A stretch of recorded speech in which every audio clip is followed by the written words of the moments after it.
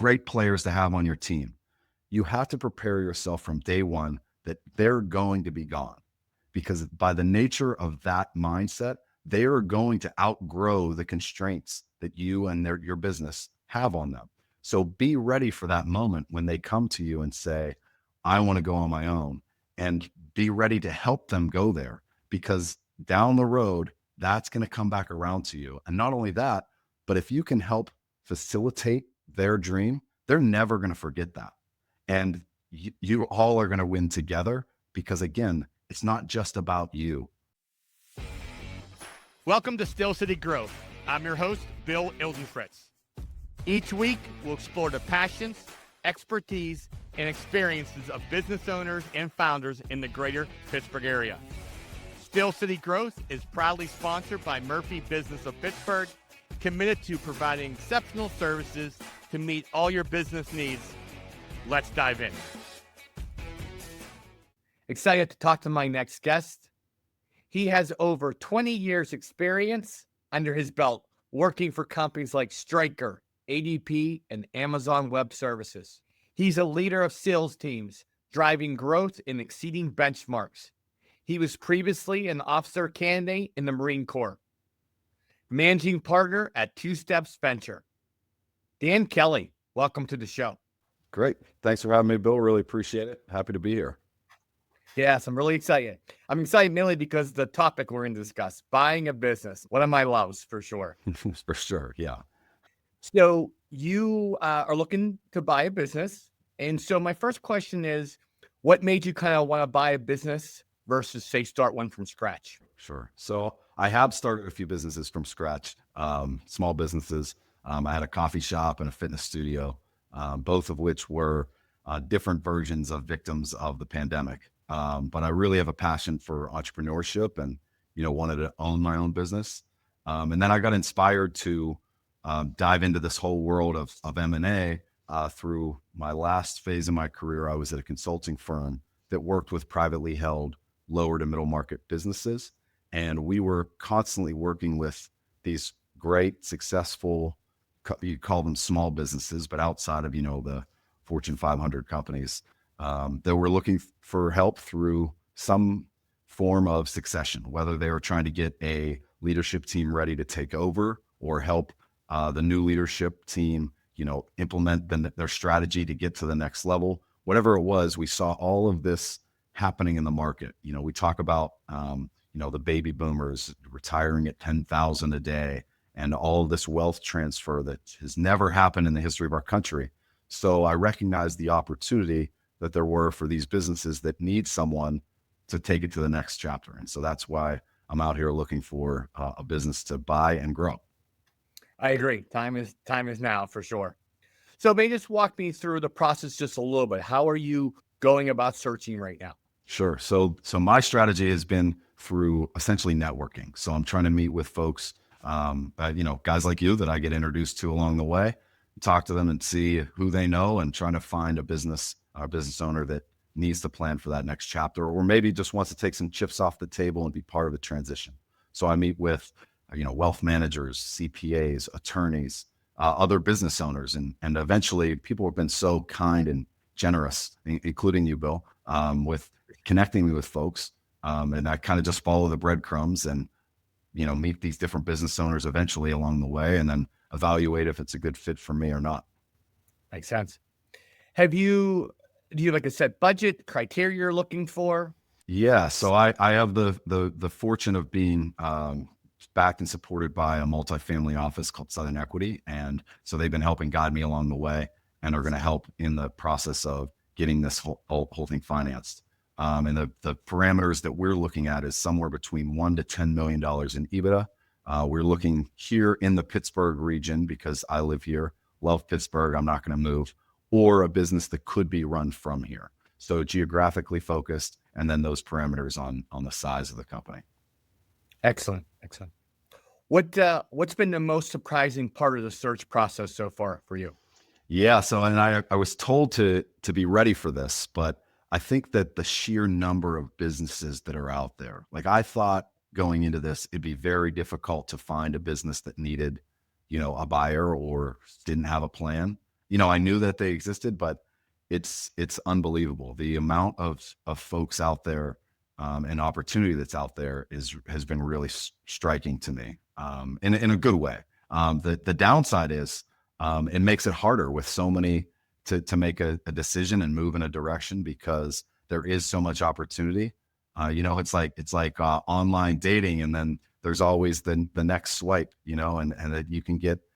I've met other people that get caught up and kind of addicted to that dopamine hit of finding a new business, rather than being patient, finding the right one, and then diving into it. Yes. We'll touch upon that in a second. I have a question, kind of a couple questions later about that. Um, are you doing this solo? Do you have like a team of advisors? I know you said you were backing your family. How's that look? Yeah, so I would say I have like a community of people that have been great in helping me along the way. So the multifamily office has been amazing. The advice I'm getting from them and has been really helpful and guided me along the way. And then friends and different advisors has been, especially in Pittsburgh, there is a really great M&A community here. M&A attorneys and advisors and brokers, and there's a lot of great people. So it'd be hard to say like, oh yeah, I have this team of 6 folks. It's much wider than that, and people have been really helpful in helping make connections and connect the dots. I think the last time I counted, I had over 150 meetings with new people, and I've only been doing this for essentially 7 months, that have been helping me, and whether they're a advisor, a COI, or a business owner. So met a lot of great folks who are always willing to introduce me to someone else and just kind of follow in the breadcrumbs. Yeah, it's really important. Networking, I agree, is important on my side too. Just meeting people Sure. and it's really important. And I also agree, Pittsburgh is a great place to do this. There's a great M&A whole team strategy, et cetera, in Pittsburgh. So it is a great place. Have you run into any deals that look great at first, but then had major red flags? Yeah, several. I wouldn't say necessarily major red flags, but just, upon further review, you see things that are, make them a harder deal. And I'm sure as 70% of businesses will go unsold, and there's a lot of different reasons for that. Um, and one of them is that the owners, they're great at running a business, but they don't know anything about selling a business most of the time. And so they don't even know what those red flags are and how to get out in front of them, which frankly is where a broker like you might be able to help them like right away. Like, hey, here's some things that someone's going to come and look at and might find issue with. So, but I would say to answer your question, things like high customer concentration, the revenue numbers are great, but if XYZ client were to walk, you're in a lot of trouble.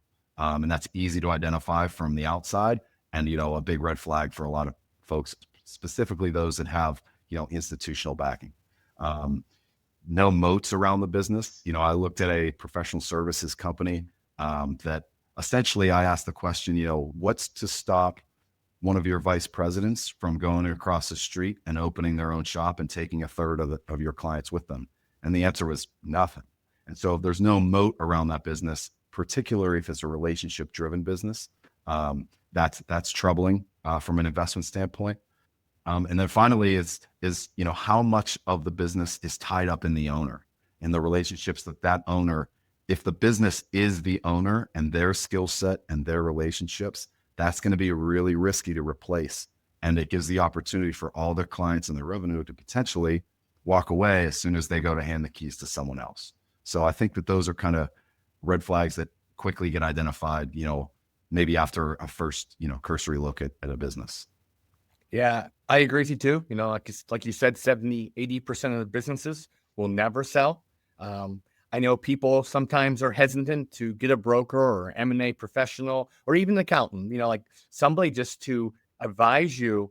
And I get it, but at the same time, your red flags you just pointed out, if you don't start planning ahead 3, 5 years down the road that you really want to sell your business, you can leave a lot of money and sometimes millions on the table. So, it's important to have some advisory, whoever that may be, some advisory in your corner. 100%. And my dad always says, dig your well before you're thirsty.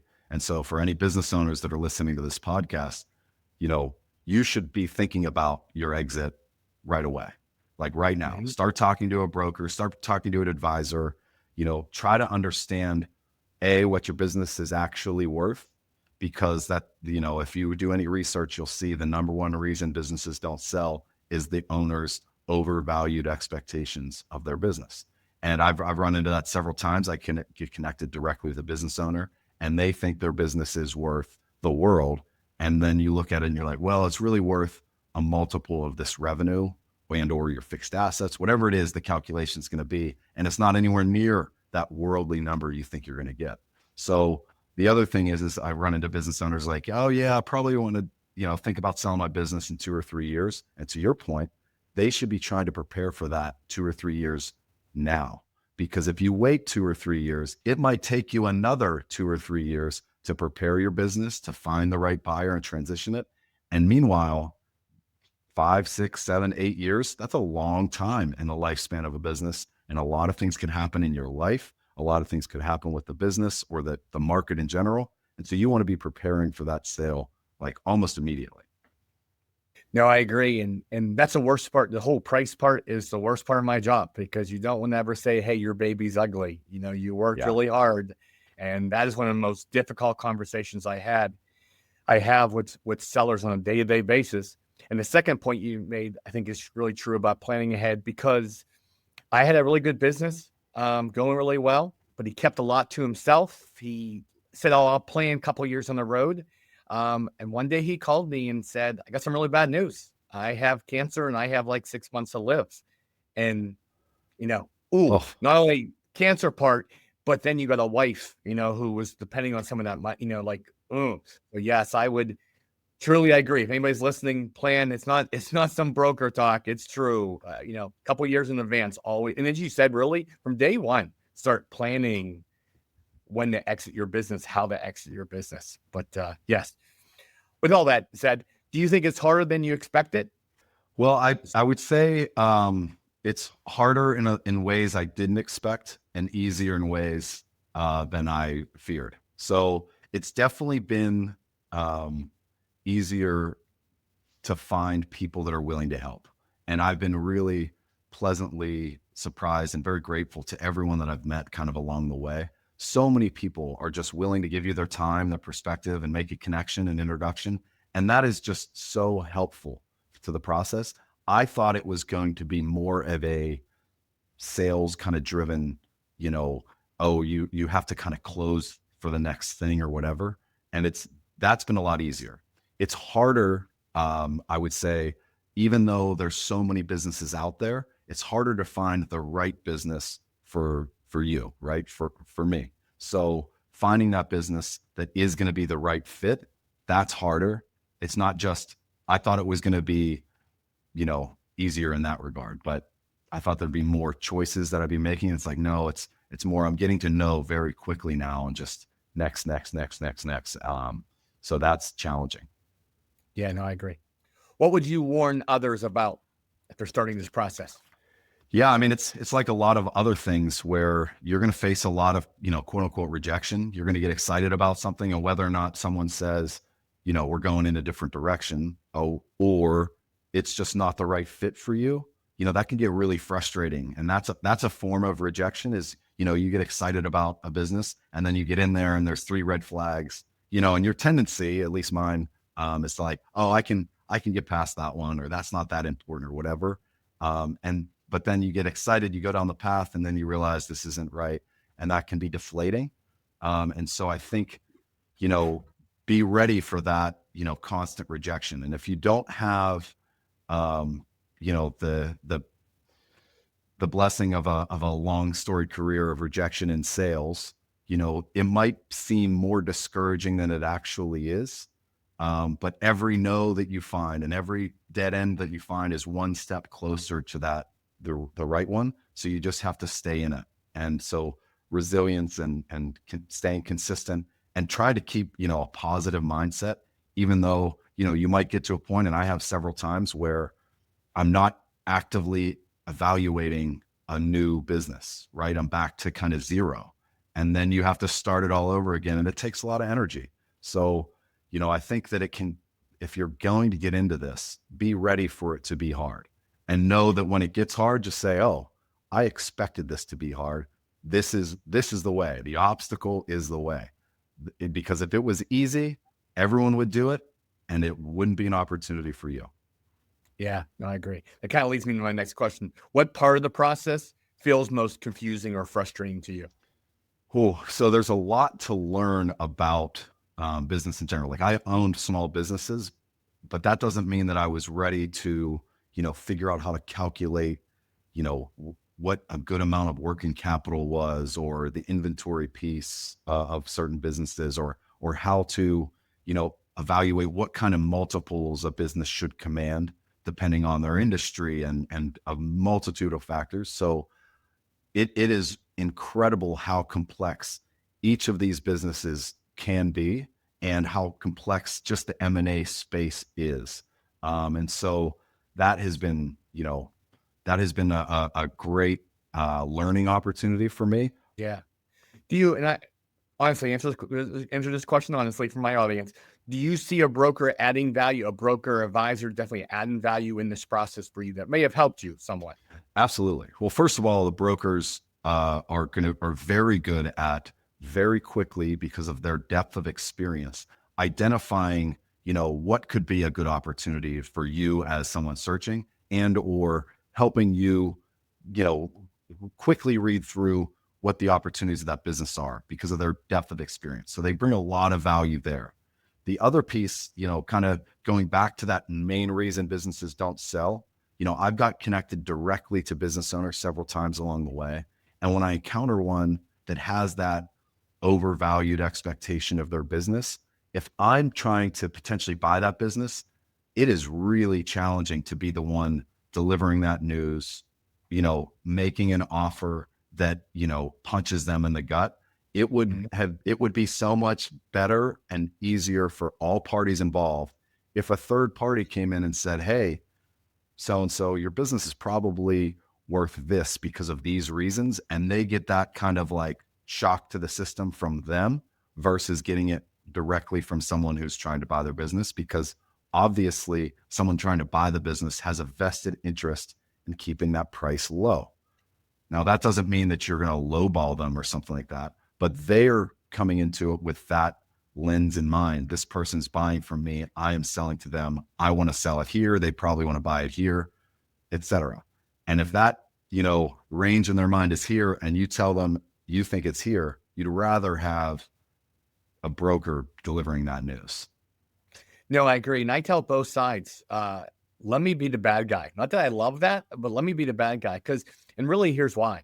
You guys more than likely are going to transition into buying the business and working together. If it's one more year, 6 months, 3 weeks, whatever it may be, let me be the guy, who kind of delivers the bad news because I will leave eventually, but you guys will be there running the business together for a little while, and so I think it is important. And I agree with you. Let me be the guy who says, yeah, unfortunately, you think it's worth 1 million. Seller, you think it's worth 5. Yeah, it's worth, 2.5. You Right. guys are both slightly wrong. Let's look at this. And then I explain why. Why is Right. exactly show you comparables.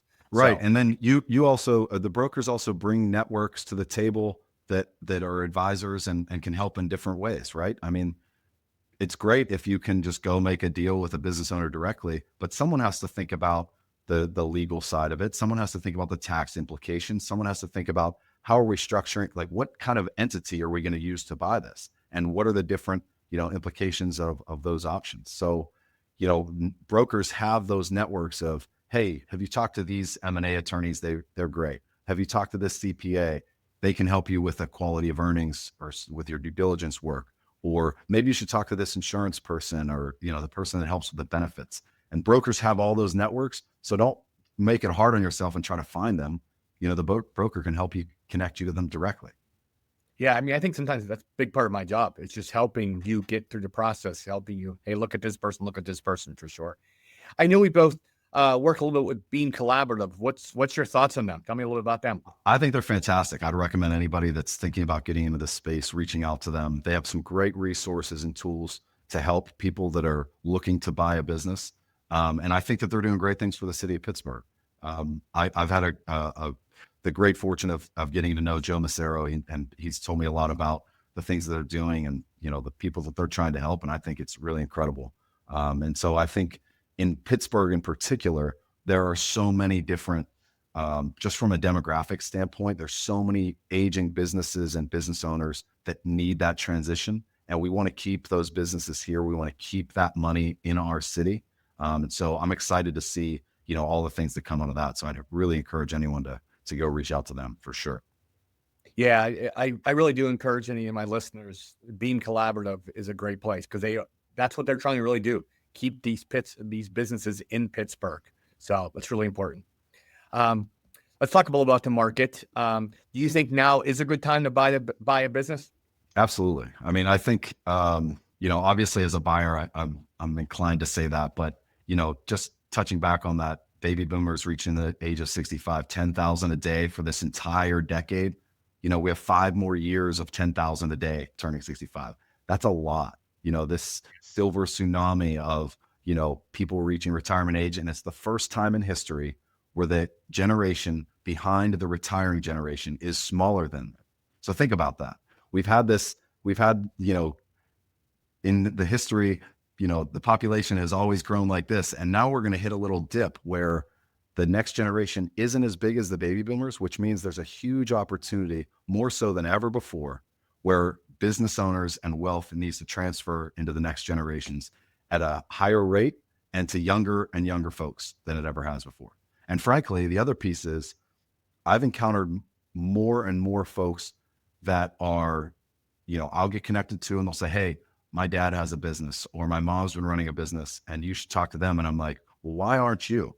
And there's well, I grew up in it. I wanted to go my own way. And that's happening across, Gen X and millennials at a faster clip than ever before. So not only do you have more businesses about to change hands, but culturally, it's not that, common to have the child taking over the business. So it's like this perfect storm of opportunity. And there's also plenty of people and plenty of groups that want to invest in these businesses. You don't have to go and raise the money on your own.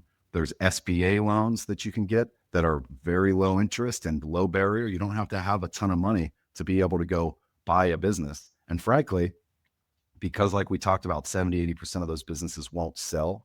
There's a lot of business owners that are willing to work with you. They've made their quote unquote money already.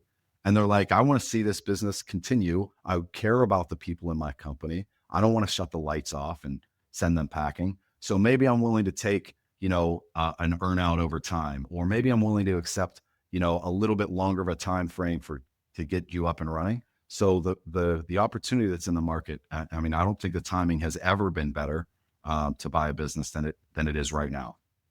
No, I agree. 2 points off of that. One, the kids. I agree. There's a lot. The kids are not taking over now. I've been doing this for about 20 years. And the first, probably 10, 15, when someone said, oh, I have kids. And I say, oh, they're not buying the business.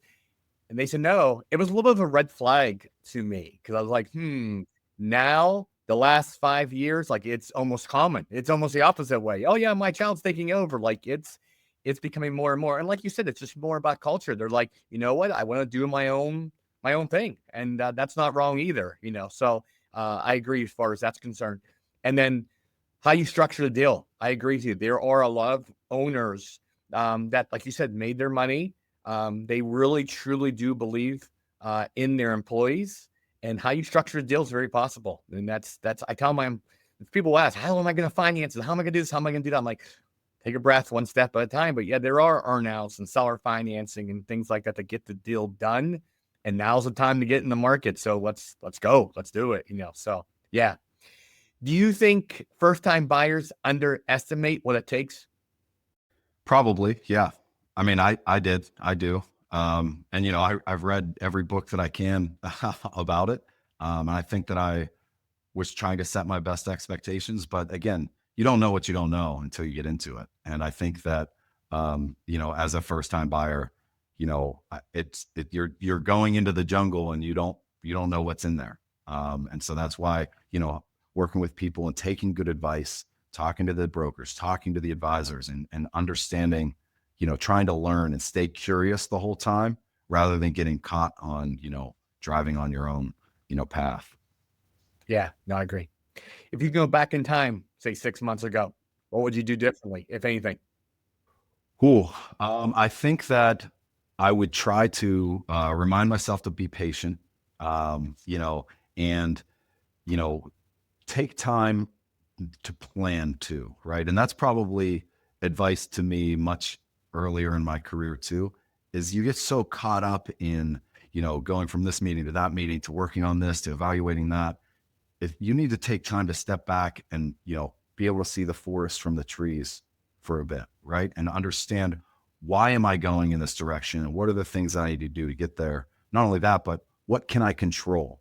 There's a lot of time you spend anguishing over things that are outside of your control, that A, don't get you closer to your goal, and B, only frustrate you.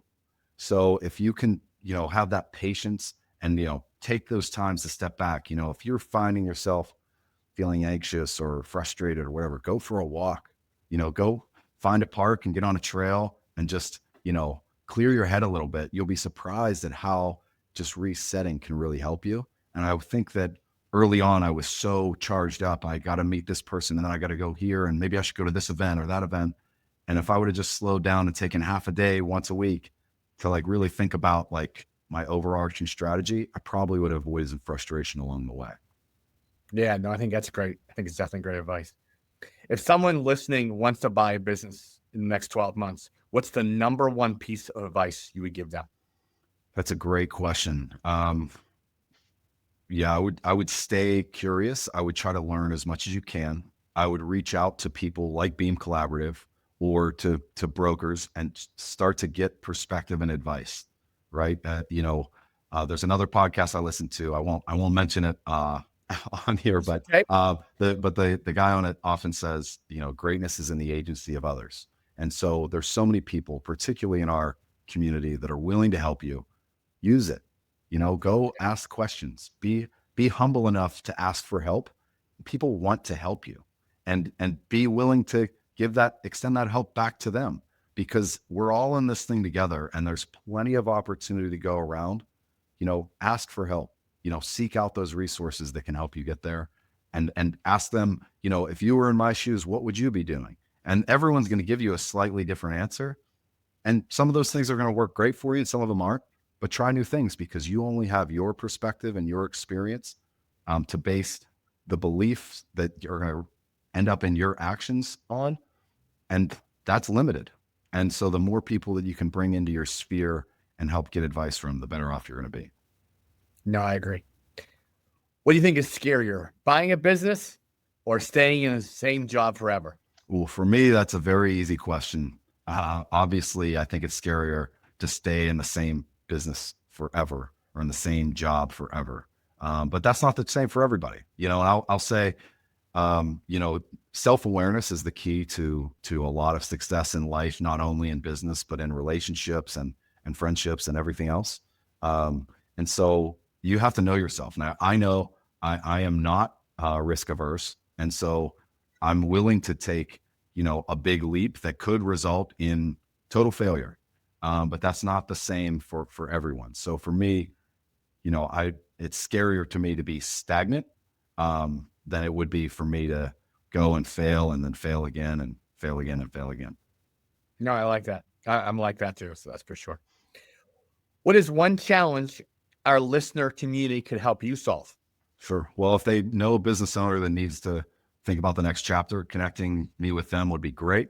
I would love that. And then the other thing is I think the more people that are doing what I'm doing, the better off it is for all of us. As one of my economics professors used to quote JFK, the rising tide lifts all ships. So I'm more than happy to help anyone that's thinking about getting into this. If they want to reach out, I'd love to help them. And by the way, I've evaluated a bunch of different businesses that weren't the exact right fit for me, but they might be the right fit for them. I'd be happy to connect them with that too. So yeah, connecting me with, potential business owners that could use a look at their next chapter, or, if they're thinking about getting into this, reaching out to me, I'd be happy to help them. Okay. Well, since you said that, I'll just, before we forget, what's the best way to connect with you? Sure. They can send me an email. It's Daniel at twostepventures.com, or you can find me on LinkedIn. Perfect. Perfect. Perfect. Future question. Where do you see yourself in 3 to 5 years? Hopefully. Well, I see myself hopefully running a business successfully that I've acquired, hopefully in 2025, um, Yeah. and helping to grow and build a great team, and take take someone's baby and their legacy and helping it reach new heights that they hadn't imagined previously. Perfect. Perfect. So you have had a couple businesses before. So tell me this, kind of switching that role a little bit. What is the number one most important strategy for growing your business? Mhm. That's easy for me. It's investing in your people. You could have the best product in the world, you could have the best strategy, you could have all the best processes and systems and technology in place, but you need people to get it there, right? And if you're not investing in your people and if you're not taking care of them, they're not going to stay very long and your business is going to fail because none of us can do this alone. And you need those people. And so investing in them, helping them get to where they want to be, which may not always be where you need them to be, is very important. I've seen multiple people in, particularly in sales management over the years, where someone on their team is a hard charger, they're doing great, one of their top performers, and then they see an opportunity maybe in a different division of the company or somewhere else, and they go to their boss or their manager and they say, "Hey, I'm thinking about going for that job over there." And that manager immediately thinks, "Oof, how am I going to replace this person? What's going to happen to that revenue? How's that going to impact my number at the end of the year, et cetera, et cetera?" And they find reasons to kind of put up little roadblocks. And then the minute that happens, it might not happen that month or 6 months from now, but that person is gone. They're leaving your team one way or another. And so you're better off understanding why they want to do that. And, ask them a couple questions like, "Wow, that's great. I didn't know that opportunity was out there. Tell me more about that. Why does that excite you? Why would you want to, you seem to be doing great here. Why would you want to go do that?" And they might surprise you with what the answer is because you might think, "Oh, they think they're going to make more money over there." Maybe they just wanted a new challenge. Maybe it's closer to their house. There could be a lot of different things that you might be able to solve for without them having to leave there. And if it's the new challenge, maybe you say, "Hey, if that doesn't work out, we can find ways to get you challenged differently here." Or, "Oh, it's a money thing. Okay, great. Well, what if we found some ways to help you make more money in this role where you're already doing great?" You might be able to keep them on your team a little longer. But not only that, if they are going to pursue that other opportunity, they're going to be a lot more inclined to help you backfill them and transition on your team if you help them get to where they want to go. It's a funny story. I last week I was flying out to meet with a business owner. I happened to sit on the plane next to Jerome Bettis. And so we were flying from Pittsburgh to Atlanta where I was connecting to fly out. And he was so generous and just a great guy who also happens to be one of the best football players of all time. But he was giving me all this his business advice and things that, he sees because he's in this, business world now and doing incredibly well. No surprise there, of course. But one of the things that he said, um, that someone hadn't said it in this way to me before, which really stuck out to me, was if you hire people that have an entrepreneurial mindset, that are hard chargers, they're very competitive, they want to be the best, they want to run on their own, they can do things autonomously. It's like they're great. They're great players to have on your team. You have to prepare yourself from day one that they're going to be gone because by the nature of that mindset, they are going to outgrow the constraints that you and your business have on them. So be ready for that moment when they come to you and say, "I want to go on my own," and be ready to help them go there because down the road, that's going to come back around to you. And not only that, but if you can help facilitate their dream, they're never going to forget that. And you all are going to win together because, again, it's not just about you.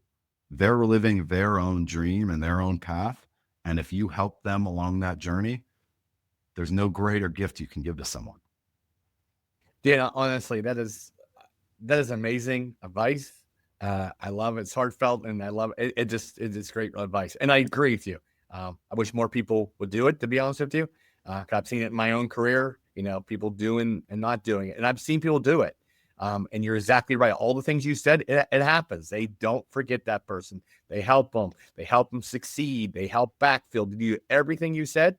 And I've also seen the opposite side where they're like, okay, yep, no problem. You kept me here. No worries. And they are on Indeed, Monster.com, whatever you want to say, soon they get home, Yep. and so it's bad. I'll tell you a quick funny story about that exact thing. When I was a striker for 10 years, and when I left to go to AWS, to Amazon on the tech side of that business. And I had to leave at the time, one of the best managers I've ever had, ever, period. Adam Gunn, if he's ever listening, shout out to Adam. We're still great friends, and he's a great guy. And I know at the time he didn't want me to leave the team, but he was happy to help me, on my way out. I committed to helping him with the transition of my backfill. And at the time, there was a woman at our corporate office in Michigan that wanted to get into sales and move to Pittsburgh. And I committed to introducing her to the customers and to the territory and helping her get on her feet because she was in a different division. And yada, yada, yada. 5 years later, we're married. So out of that, I kept a great friend in my manager at the time, and I got a wife out of the deal, which is awesome. Yes, that is nice. 2 for 1. Very smart. You're very strategic. I'll tell you, Dan. I'm sure she thinks that she got the best end of the deal. You know what I mean? No, no, no. I got the best end, for believe me. But yeah. No, I agree. I'm kidding. So the first half we learned from you. Second half, I'd love to learn a little bit about you. So take me back in time. When little Dan, did you know you'd be running and growing companies? No, I think at the time, little Dan was just trying to find trouble and stay out of it. Yeah. So Yeah. I think, back then, I really didn't have a lot of exposure to entrepreneurs in general, or anything like that. I was just trying to get through school and play sports and do all that. So it really didn't become um, an opportunity for me to think about being an entrepreneur until I kind of backed into it years later, when I got involved with community development in the neighborhood that I'm from, and decided that if I was trying to encourage people to invest in the area, that I needed to put my money where my mouth is and try to open small businesses. So that's what inspired me to, with a partner, to open a fitness studio and a coffee shop, and went through that whole process. And that's where I really got into, like, man, I really like kind of being an entrepreneur. Like, it's exciting. Mhm. So way back in the day, definitely was not on my radar originally. Yeah. So tell me a little about your current venture. Sure. So, yeah, looking for like I said, a business to buy. Looking for, I told you the parameters, 1 to 10 million in EBITDA, somewhere here in Pittsburgh. Look, things like anything in the healthcare space or manufacturing and distribution, anything around heavy equipment, are all very attractive to us. Most of my career has been in sales. I started at ADP, and I was at Striker for 10 years in medical sales. Then I was in tech sales at AWS. And then I was in selling consulting services, all on the people side of the business. So strategic planning, succession planning, leadership development.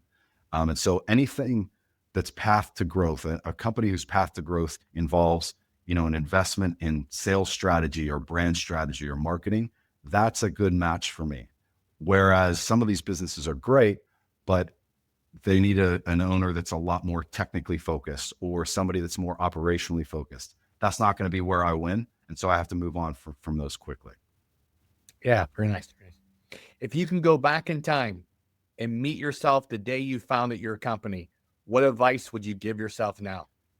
Yeah. So other than, being patient and, take that time to plan, one other thing that I think is really important that often gets overlooked in the business world is, you have to focus on your health too, right? And so your energy management is so important. And if you're not being very, intentional about your energy management, and that can be, you know, fitness and exercise. It can be what you're eating. It could be limiting your, how much you're drinking or whatever. And just knowing that you need good sleep and you need to feel good, because when you feel good, you're going to do good. And so I think that, focus on your health, and that takes time, and it takes a lot of intentionality, especially when it comes to, what you're eating and putting into your body. Like, what are you fueling yourself with?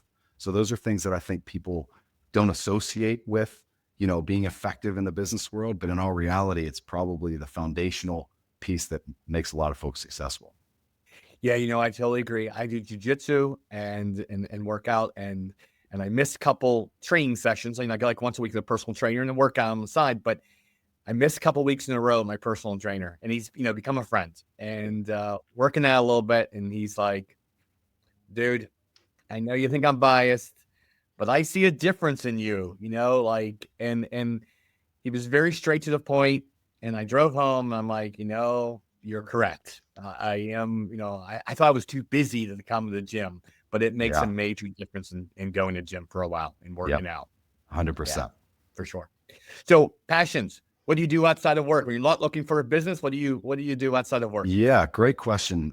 So my wife and I love to stay active, love to travel. But I would say outside of that, passions for me are Gaelic football. I don't know if you're familiar with the sport, but I've played for Pittsburgh for 20 plus years. The Pittsburgh GAA. It's a cross between, say, rugby and soccer. It's the Irish Huh. national sport. Like when the Steelers go to play in Ireland this fall, they're going to play in a GAA stadium, Croke Park. Huh. It's a great sport. Everyone should check it out. Men, women, children, everybody can play. It's a lot of fun. It's a good combination of American sports skills, but also it's a great community, a lot of great people. So I'm passionate about that.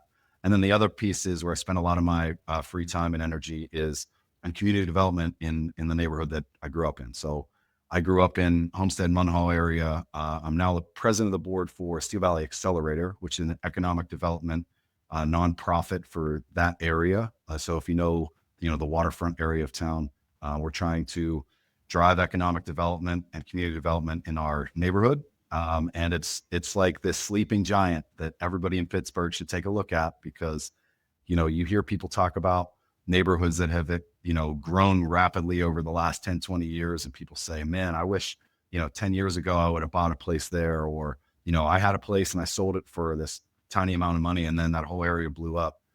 The next side of town is the Steel Valley. I'm telling you, Homestead, Munhall, West Homestead, great access to the rest of the city and downtown and the universities, the amenities that the waterfront has. You've got a Costco and a Lowe's and a Target, a Giant Eagle and Aldi, all the retail, restaurants, everything that's down there is right at your doorstep, and it's affordable. We still have the hangover from when the steel mills left. And so the price tag on buildings and investment there. And by the way, the Steel Valley Accelerator will help finance all those things if you want to open a small business or renovate a building. So come over to our side of town. As you can tell, I'm very passionate about that as well. Yeah, I tell you, I thought you were excited about buying a business, but you're exactly right. You're even more excited about that. And the football, I'll have to check out. I played soccer all through high school and stuff, so I'll have to check that out. And I agree. I have actually never heard of that. So Yeah. I'm actually now excited for sure. Yeah, it's great. Which leads me to this, I've learned a lot from you today and really enjoyed our conversation, including even about the sports now. So I love it. I love learning about the, community that you're trying to develop. So I want to thank you very much for being on the show, sir. Yeah, thank you for having me. This has been great. Really appreciate it. Excellent. And I want to thank the audience. If you learned something today or laughed, tell someone about the podcast. Again, Dan, thanks again. This has been another exciting episode of Steel City Growth. See you next time. That's a wrap on another episode of Steel City Growth. Thanks for joining us. For show notes and more, visit steelcitygrowth.live. Steel City Growth is proudly sponsored by Murphy Business of Pittsburgh, offering expert guidance in buying, selling, and valuing businesses to help you achieve your goals. Until next time.